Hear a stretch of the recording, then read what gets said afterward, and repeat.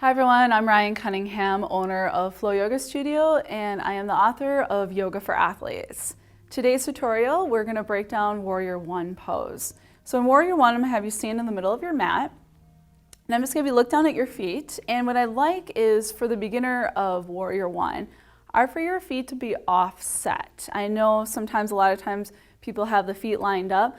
I'd rather have you offset the feet a little bit. And I'll explain that in a moment, but what you'll do, and I'll kind of start out facing you right now, you're going to keep your left foot planted down, and you're going to step your right foot forward. You're just going to take like a step forward.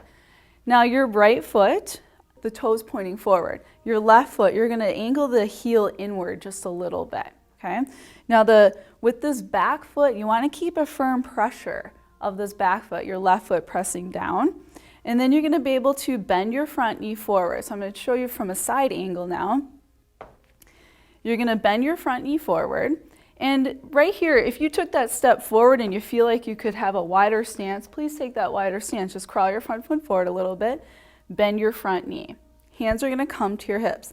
Now, the hips do not perfectly square up. It's just the action of squaring them up. So as we maintain the pressure of this back leg, which is your left leg, pressing the outer heel down, when you do that, you're starting to engage this leg. So you're not going to have a hyperextension in this knee, okay? So don't have a hyperextension. Keep the leg strong. Keep the outer edge of that foot down. Front knee, which is your right knee, is going to come above the ankle. Now put a slight tuck of your tailbone, push your right hip back, pull this left thigh forward. Okay, so now you want your sternum to be tall, shoulders back, and now with the arms, give you a couple options. It's going to change for many people. You can just take the arms, shoulder width apart, palms are going to face each other, and just extend those arms forward. Keeping the legs engaged, keep the belly in, right hip back, left thigh forward. If you feel like you have a little bit more space in your shoulders, you can bring the palms together. Okay, so there's a few options right here. Notice comfort in the shoulders, and notice how my shoulders aren't lifting up to my ears, keeping that space in my neck, extending the arms forward, palms together.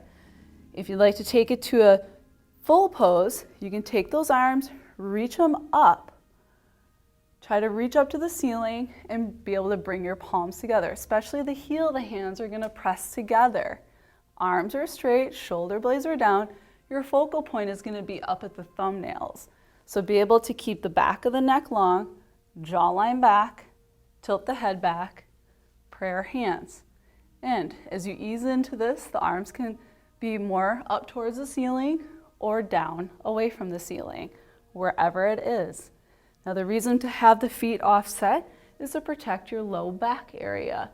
Sometimes if we kind of bring that line in a little bit too close, you can kind of target that low back knee. We want the space to start out to give your low back and your knees a little bit of space. And once you're in the pose, hold this for about 5 to 10 breaths, and then you'll switch sides.